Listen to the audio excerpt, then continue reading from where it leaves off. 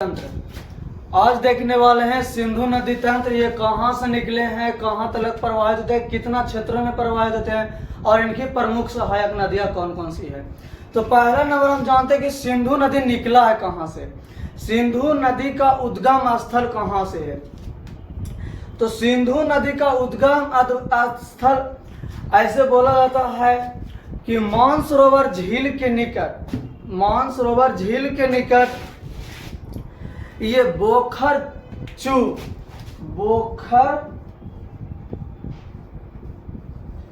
के निकट सनोक्य बाव ग्लेशियर से निकला है। सनोक्य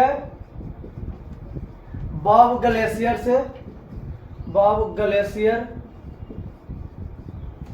से निकले हैं। सिंधु नदी का उद्गम स्थल कहाँ है, तो हिमालय पर्वत श्रेणी के सनोक्य बाव ग्लेशियर से ये निकले हैं। इस नदी की कुल क्षेत्रफल का बात किया जाए तो 11,65,00,000 वर्ग किलोमीटर। इस नदी सिंधु नदी की कुल वर्ग क्षेत्रफल है 11,65,000 वर्ग किलोमीटर। ये इतने क्षेत्रों में ये प्रवाहित होती है। इसके उद्गम स्थल है सनोक्य बाव ग्लेशियर से निकलते हैं, जो कहाँ है तो कैलाश पर्वत श्रेणी में, और वो तिब्बत से निकलते हैं। अब बात है कि इसका सिंधु नदी की भारत में कुल कितना क्षेत्रफल है। तो सिंधु नदी की भारत में कुल क्षेत्रफल है 3 लाख।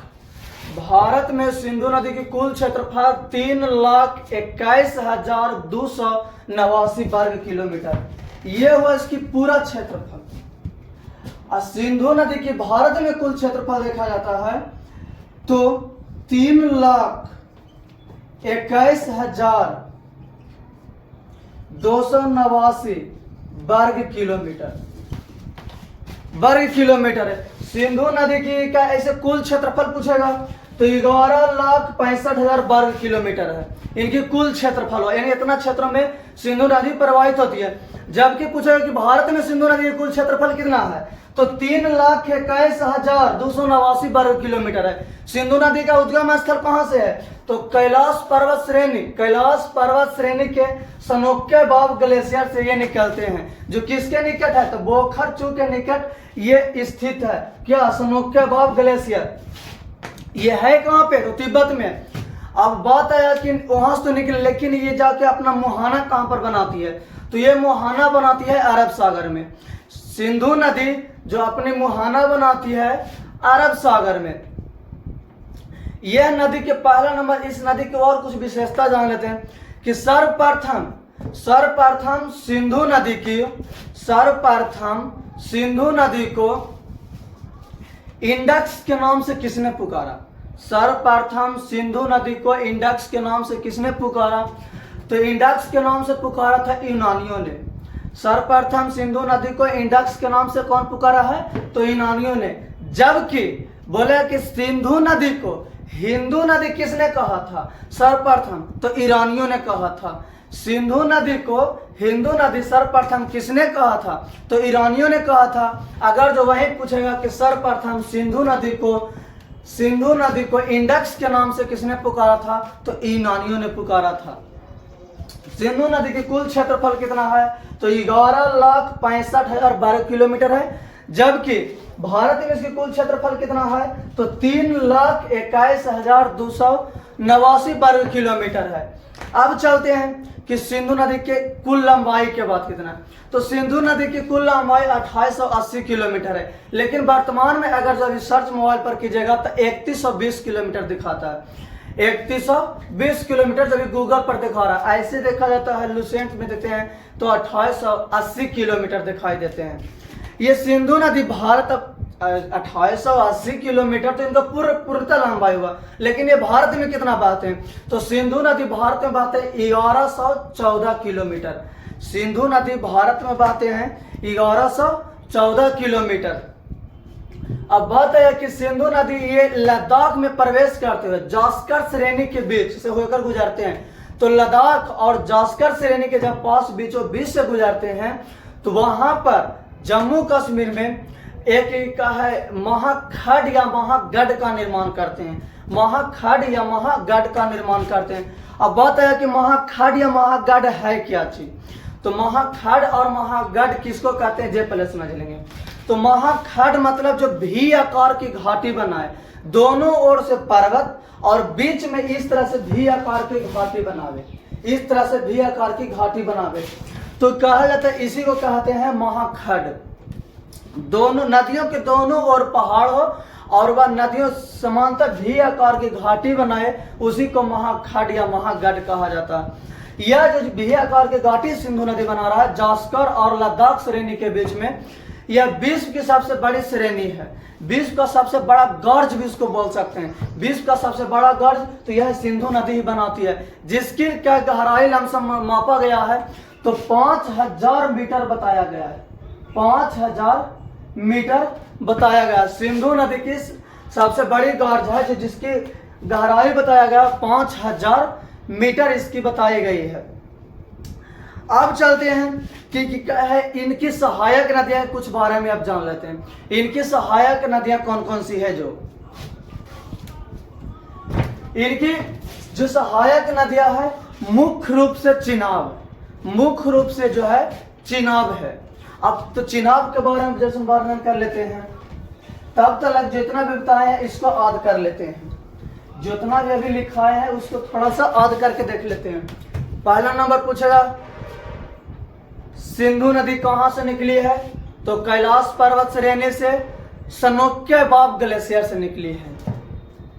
महाखड या महागढ़ के निर्माण कहां करती है सिंधु नदी, तो यह निर्माण करती है लद्दाख और जास्कर श्रेणी के बीच में।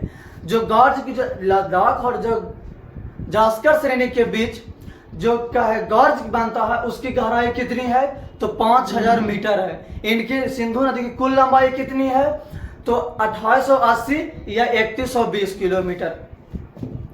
ये अपना मुहाना कहां पर जाकर बनाती है, तो अरब सागर में बनाती है।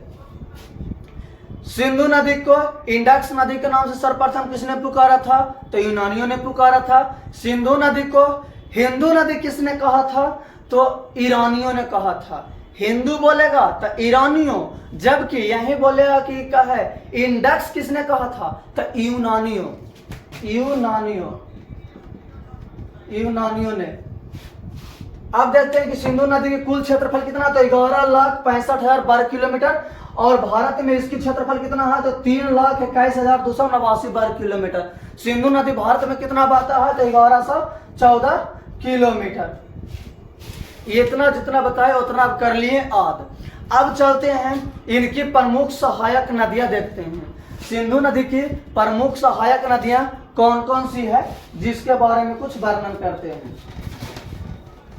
अभी तक जितना भी बताए थे वो सिंधु नदी के ही द्वारा सिंधु नदी के बारे में बतलाते हैं। अब उसके बारे में बतलाते हैं थोड़ा सा और विस्तृत होकर कि इनकी प्रमुख सहायक नदियां कौन कौन सी है। मान लिया जाए कि यहाँ से निकली है सिंधु नदी, या यहाँ पर अरब सागर में आकर यह अपना प्रवाहित कर गए। अब बताया थे हमें कि इनकी सबसे प्रमुख सहायक नदियां है चिनाब। सिंधु की सहायक नदियों में से सबसे प्रमुख सहायक नदियां है चिनाब। सिंधु नदी की प्रमुख सहायक नदियों में से सबसे प्रमुख नदी है चिनाब, जिसके निर्माण हिमाचल प्रदेश के बड़ा लाचा दर्रा के समीप से ये इनके निर्माण हुआ है। चिनाब नदी को आप जो देखने जा रहे हैं वो तो सिंधु नदी के बारे में उतना था, आप सिंधु नदी की सहायक नदियों के बारे में देखने जा रहे हैं। तो इनकी सिंधु नदी की सबसे प्रमुख सहायक नदियां हैं चिनाब नदी। सिंधु नदी की सबसे प्रमुख सहायक नदियां हैं चिनाब नदी, जो हिमाचल प्रदेश के बड़ा लाचा दर्रे के पास से निकलती है।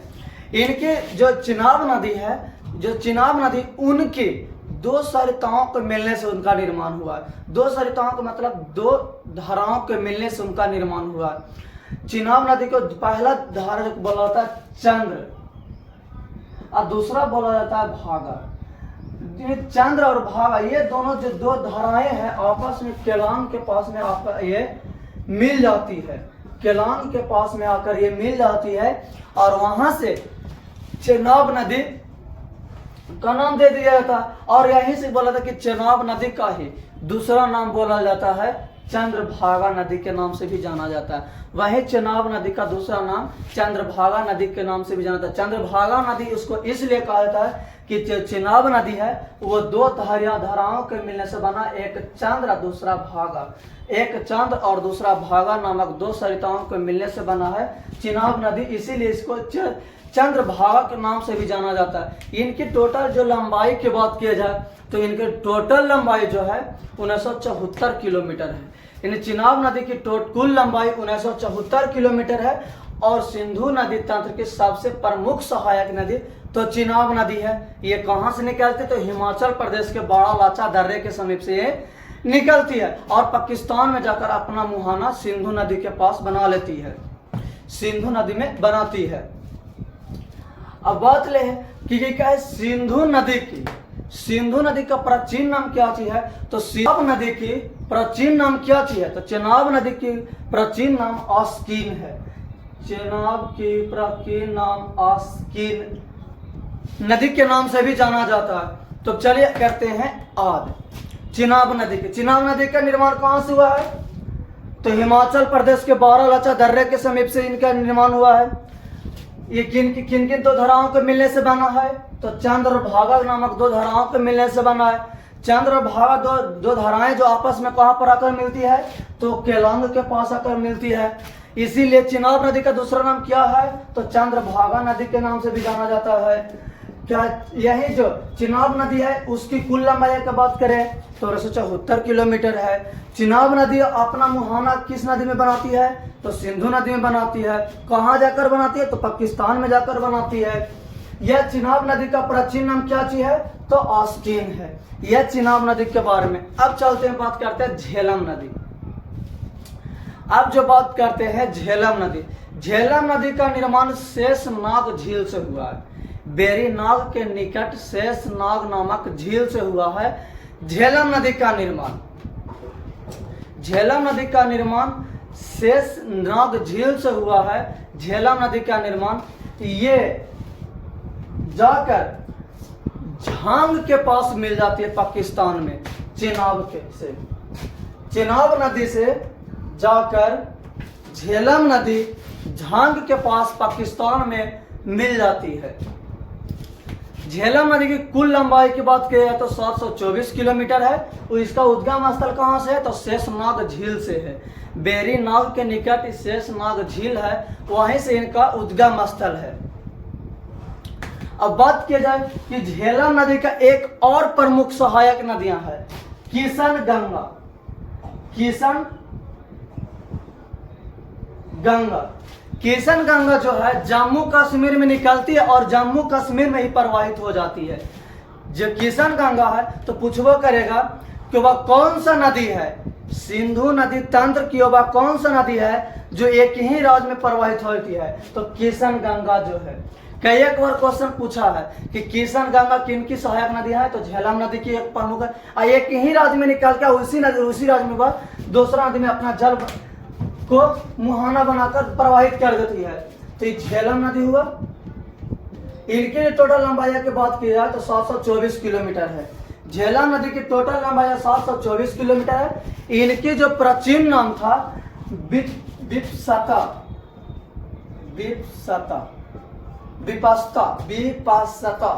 विपास्ता इसकी प्राचीन नाम है। किनके झेलम नदी के। तो अब झेलम नदी के थोड़ा सा कर लेते हैं आज, उसके बाद और आगे चलेंगे। झेलम नदी कहाँ से निकला है तो बेरीनाग के निकट शेषनाग नामक झील से निकली है। इनकी टोटल लंबाई कितनी है तो 724 किलोमीटर है। झेलम की सबसे प्रमुख सहायक नदी कौन सी है तो किशन गंगा है। किशन गंगा किस राज्य में सिर्फ प्रवाहित होती है तो सिर्फ जम्मू कश्मीर में प्रवाहित होती है। झेलम नदी कहाँ पर जाकर अपना क्या है चेनाब नदी में मुहाना बनाती है तो झांग के पास पाकिस्तान में झांग नामक एक जगह है, वहां पर अपना जाकर प्रवाहित करती है। डायरेक्टली ये सिंधु नदी से नहीं मिलती है, डायरेक्टली ये सिंधु नदी से नहीं मिलती है। अब चलते हैं रावी नदी। रावी नदी के बारे में पढ़ते हैं। रावी नदी जो रावी नदी की बात किया तो ये हिमाचल प्रदेश के रोहतांग दर्रे के समीप से ये निकलती है। जो का अब बात कर रहे हैं हम लोग रावी नदी की, तो रावी नदी भी एक सिंधु नदी की प्रमुख सहायक नदियां हैं। जो हिमाचल प्रदेश के रोहतांग दर्रे के पास से निकलती है। और ये इनकी जो कुल लंबाई की बात किया जाए तो 725 किलोमीटर है। इनकी जो कुल लंबाई की बात किया जाए तो 725 किलोमीटर है। और ये भी डायरेक्टली जाकर सिंधु नदी में नहीं मिलती है। ये भी डायरेक्टली सिंधु नदी में नहीं मिलती है। ये जाकर अपना जल क्या प्रवाहित करते हैं, कहाँ पे, तो ये अपना जल जाकर प्रवाहित करते हैं चिनाब नदी में ही। ये अपना जल जाकर प्रवाहित कहाँ करती है, तो चिनाब नदी में ही जाकर प्रवाहित, चिनाब नदी ले जाकर सिंधु नदी में मिलाती है। इरावती नदी की ही प्राचीन नाम इरावती नदी या परोसनी नदी के नाम से जाना जाता है। इरावती नदी की प्राचीन नाम परोसनी या इरावती नदी के नाम से भी जाना जाता है। तो अब देखते हैं, पहले करते हैं रावी नदी की याद। रावी नदी का उद्गम स्थल कहाँ से, तो हिमाचल प्रदेश को रोहतांग दर्रे से। इनकी टोटल लंबाई कितनी है, तो 725 किलोमीटर। इनकी प्राचीन नाम क्या चीज है, तो इरावती या परोसनी नदी। ये अपना जल किस नदी में प्रवाहित करती है, तो चिनाब नदी में प्रवाहित करती है। अब बात करते हैं, अब जो पढ़ते हैं आगे सतलज नदी। सतलज और ब्यास दो इनकी और प्रमुख सहायक नदियां, सतलज और एक और है ब्यास, जिनके बारे में आज हम वर्णन, ठीक है, इसकी सहायक। अगली जो नदी है सतलज नदी। अब सतलज नदी के बारे में ये सतलज नदी भी सिंधु के ही सहायक नदियां हैं। सतलज नदी भी सिंधु के ही सहायक नदियां। सतलज नदी का निर्माण कहाँ से हुआ, तो सतलज नदी का निर्माण तिब्बत से हुआ। सतलज नदी का भी निर्माण तिब्बत से हुआ है। कैलाश पर्वत के 4555 मीटर ऊंचे, 4555 मीटर ऊंचे राकस झील से हुआ है। सतलज नदी का निर्माण 4555 मीटर ऊंचे कैलाश पर्वत पर स्थित राकस झील से हुआ सतलज नदी का निर्माण। वह सतलज नदी को ही तिब्बत में लॉन्ग चेन खंबाब के नाम से भी जाना जाता है। लॉन्ग चेन खंबाब के नाम से भी जाना जाता है। इसकी कुल लंबाई की बात करें तो 1450 किलोमीटर है। ये जाकर भी अपनी जल चिनाब में ही बहाती है और चिनाब ले जाकर सिंधु नदी में अपना जल को प्रवाहित कर देती है। इसकी क्या है, सतलज नदी का ही प्राचीन नाम है सतुद्री नदी। सतलज नदी का ही प्राचीन नाम है सतुद्री नदी। ये इनका प्राचीन नाम है, इनका टोटल लंबाई है 450 किलोमीटर। इनका जो तिब्बत में नाम है लॉन्ग चेन खंबाब के नाम से जाना था। सतलज नदी पर ही सबसे बड़ा, सबसे ऊंचा भाखड़ा नंगल बांध पंजाब में स्थित है। तो पूछवा कर है कि भाखड़ा नंगल बांध भाखड़ा नंगल परियोजना किस नदी पर है, तो सतलज नदी पर। कहाँ है, तो पंजाब में है। सतलज नदी कहाँ से निकलती है, तो राकस झील से। राकस झील से इनकी टोटल लंबाई कितनी है, तो 1450 किलोमीटर। इनकी प्राचीन नाम क्या चीज है, सो सतुद्री। इनके सतलज नदी का तिब्बत में किस नाम से जानते हैं, तो लॉन्ग चेन खंबाब के नाम से भी जाना जाता है। अब एक इनके और सहायक नदियां हैं ब्यास नदी। प्रमुख और इनके एक और सहायक नदियां है जो इनका है कि नाम है ब्यास नदी। ब्यास नदी हिमाचल प्रदेश के रोहतांग दर्रे के समीप ब्यास कुंड से निकलती है।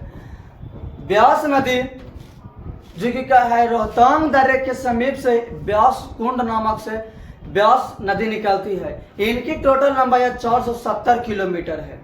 इनकी टोटल लंबाई 470 किलोमीटर है। और इनकी जो प्राचीन नाम है बिपाशा है। इनकी प्राचीन नाम है जो बिपाशा है। ये एकमात्र सिंधु नदी तंत्र की एकमात्र नदी है जो पाकिस्तान में नहीं बहती है।